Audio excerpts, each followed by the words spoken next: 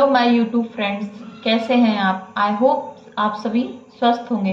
आज हम बात करने वाले हैं नर्मदा नदी के बारे में।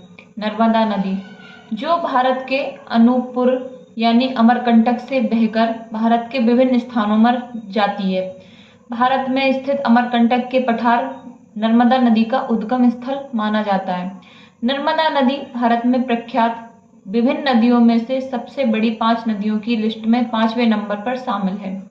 नर्मदा नदी भारत में स्थित एकमात्र ऐसी नदी है जिसका प्रवाह विपरीत दिशा में होता है।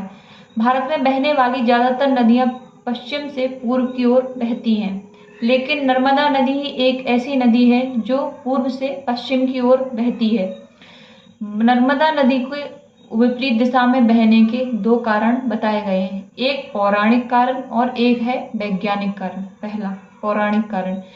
प्राचीन कथाओं के अनुसार कहा जाता है कि नर्मदा नदी सोनभद्र नाम के राजकुमार से प्रेम किया करती थी, लेकिन सोनभद्र नर्मदा नदी की दासी जुहिला को प्रेम किया करते थे। जब नर्मदा नदी को यह बात पता चलती है तो वह सब कुछ छोड़कर सोनभद्र से विपरीत दिशा में बहने का निश्चय करती हैं, जिसके कारण आज भी नर्मदा नदी विपरीत प्रवाह में सोनभद्र के बहती हैं।